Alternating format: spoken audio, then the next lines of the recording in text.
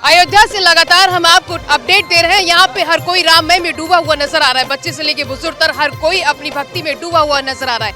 वहीं कोई सिंगर अपनी शब्दों से गाना गा रहा है तो कोई कथा सुना के राममय की भक्ति का प्रदर्शन कर रहा है। इसी के चलते हमारे साथ है कथावाचक, बेहद ही ज्यादा फेमस है।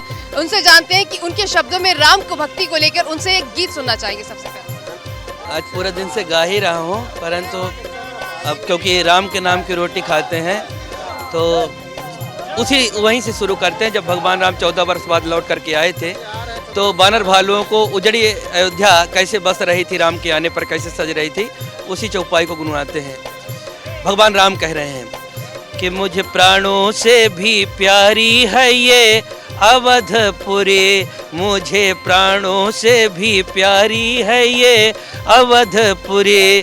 सुन जामवंत बजरंग बली, सुन जामवंत बजरंग बली, मुझे प्राणों से भी प्यारी है ये अवधपुरी। भगवान कह रहे हैं कि यद्यपि सब वैकुंठ बखाना, वेद पुराण विदित जग जाना, अवधपुरी संप्रिय नहीं सो, यह प्रसंग जाने को अति प्रिय मोहि यहाँ के वासी, मम धाम दापुरी सुखरासे। सुन जामवंत बजरंग बली, सुन जामवंत बजरंग बली, मुझे प्राणों से भी प्यारी है ये अवधपुरी। दूसरा मेरा सवाल ये है कि प्राण प्रतिष्ठा का आपको निमंत्रण मिला है? हाँ बिल्कुल, मेरे पास निमंत्रण है और मिले क्यों ना। मेरी राम जन्मभूमि के लिए पहली गिरफ्तारी सन 2006 में हुई थी, जब मेरी 14 वर्ष उम्र थी। सुल्तानपुर जेल में हमको रखे थे। और दूसरी गिरफ्तारी हमारी सन 2014 में है, राम जन्मभूमि की परिक्रमा को लेकर के इंडिया टुडे सहित विश्व के सभी जगह कहीं ना कहीं वो छपा हुआ था। तब जिला जेल हमको लखनऊ में इन्हीं लोगों ने रखा हुआ था जो आज नकली राम भक्त होने का ड्रामा कर रहे हैं, दिखावा कर रहे हैं, जिन लोगों ने राम भक्तों पर गोलियां चलाई थी और कहीं ना कहीं पछतावा न करके फिर सन 2014 में बोले थे कि ज़रूरत पड़ी तो मैं पुनः मुसलमानों का विश्वास जीतने के लिए राम भक्तों पर गोली चलाऊंगा। उसमें भी मैं जेल गया हुआ था, तो निश्चित तौर पर मैंने देखा है उस दृश्य को भी। आपने अयोध्या को बेहद करीब से देखा है और तब की अयोध्या में और आज की अयोध्या में अपनी आंखों से आप कितना दूर मतलब अंतर देखते हैं? मैं भी 2 मिनट आकर के खड़ा हुआ, थोड़ी देर पहले था मैं वहाँ पर। तो अभी इतने लोग इसलिए आ रहे हैं कि मैं कथावाचक आचार्य डॉक्टर चंद्रांशु हूँ। यहाँ 4 लोग इसलिए जानते हैं, मेरी वजह से नहीं, क्योंकि मैं राम कथा गाता हूँ। मेरा पहचान ही भगवान राम है। तो जिनके नाम की रोटी खाया, जिनकी वजह से मेरे जीवन का अस्तित्व है, तो मैं उस पूरी को क्यों नहीं जानूंगा। भगवान राम की वह पूरी जिसको भगवान राम के प्रेम ने, उनके आदर्श चरित्र ने, भगवान भी तमाम है पर मर्यादा पुरुषोत्तम भगवान राम अगर किसी के सामने लिखा जाता है, भगवान राम के सामने लिखा जाता है। और जहाँ तक अयोध्या की बात करें, राम की बात करें, राम का मतलब ही आपके दर्शकों को दिखाइए।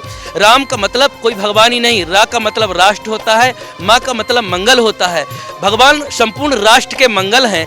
राष्ट्र पुरुष से अगर भगवान राम को निकाल दो, भगवान राम का चरित्र निकाल दो, तो देश ही प्राणहीन हो जाएगा। और कहीं न कहीं पूर्ववर्ती सरकारों ने इस राम जन्मभूमि का, अयोध्या का मतलब होता है कि जहां कभी कोई युद्ध न हो, वहां पर खून बहाने का किसी ने काम किया तो पूर्ववर्ती सरकार, पूर्व मुख्यमंत्री मुलायम सिंह यादव ने किया। और राम मंदिर में रोड़ा डालने का काम किसी ने किया तो अखिलेश यादव ने किया। उन्होंने पत्थर आने तक कहीं न कहीं रोका। तो निश्चित तौर पर वो एक समय था, इतना मतलब सरयू जी की धारा खून से बह रही थी, राम भक्तों की लाशों से बह रही थी। तो जो लोग कहीं न कहीं राम का विरोध कर रहे थे, आज सत्य की विजय हुई। राम का परिचय है ना, वाल्मीकि रामायण के अनुसार, रामो विग्रहवान धर्म साधु सत्य पराक्रमा। राम मूर्तिमान धर्म है, साधुओं और सत्य के स्वरूप है। राम में, धर्म में और सत्य में कोई अंतर नहीं है। जहाँ सत्य है वहीं विजय है।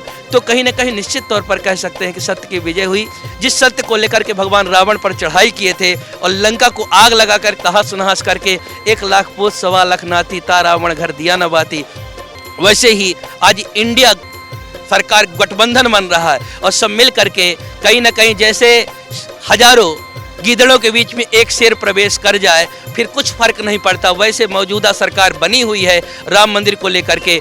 पहले लोग कहते थे रामलला हम आएंगे, मंदिर भव्य बनाएंगे, तो लोग कहते थे तारीख नहीं बताएंगे। अब तारीख भी बता दिया, भव्य मंदिर भी बना दिया। 22 तारीख को भगवान प्राण प्रतिष्ठा पर बैठने जा रहे हैं, तब निश्चित तौर पर कह रहे हैं कि वो त्रेता युग का राम राज्य आ गया। आचार्य जी, आपने राजनीति की बात करी तो मेरा सवाल भी राजनीति से ही जुड़ा हुआ है कि बहुतों को निमंत्रण दिया गया है लेकिन वो फिर भी नहीं आ रहे, उनके लिए क्या कहेंगे आप?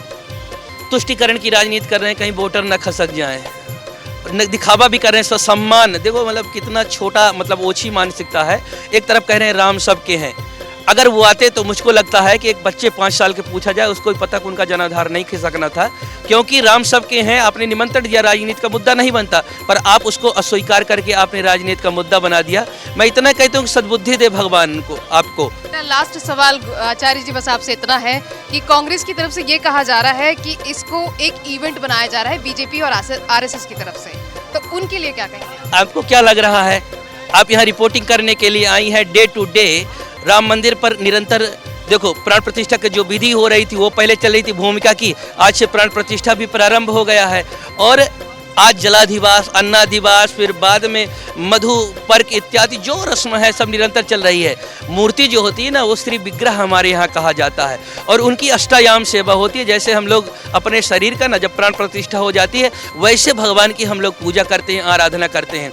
तो प्राण दैवाधीनम जगत सर्वम मंत्राधीनाश देवता, जो देवताओं के अधीन, देव के अधीन ये संसार है, और वो देवता मंत्र के अधीन है। वो ते मंत्रा ब्राह्मणोधीना, वो मंत्र ब्राह्मणों के अधीन है, तस्मात ब्राह्मण देवता। वहाँ पर वैदिक विद्वान ब्राह्मण मिल करके भगवान की मूर्ति में अपने वेद मंत्रों के द्वारा, ऋचाओं के द्वारा उसमें प्राण का, भगवान का आधान करने में लगे हुए हैं। आज से वो विधि चालू हो गई। तो अब ऐसे काशी का विद्वत परिषद के लोग यहाँ पर आए हुए हैं प्राण प्रतिष्ठा करवाने में, तो जिनके आंख में पट्टी बधी हुई है ना, उनको इवेंट ही, जो जिंदगी भर इवेंट किए हैं, विदेशों में जाकर के चकाचौंध देखे हैं तरह तरह के, उनको ये अपने भारतीय संस्कृति की जो परंपरा है, जो विचारधारा कैसे अच्छी लगे, उनको इवेंट ही दिखाई पड़ेगा। हम राम भक्त हैं, और जो सवारी की प्रतीक्षा थी वो हम लोगों की प्रतीक्षा थी। हमने अपने पूर्वजों को खोया है, प्राण आहुति करते देखा है, राम मंदिर दर्शन करने के लिए तड़पते हम लोगों ने देखा है।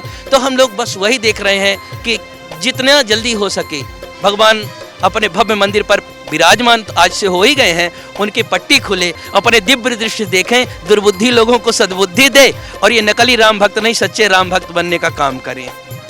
तो ये थे आचार्य जी ने कहा कि उन्हें बेसब्री से इस दिन का इंतजार था और वो दिन अब जल्द पूरा होने वाला है। कैमरामैन कमल रावत के साथ मैं दीक्षा चौधरी, TNP न्यूज़।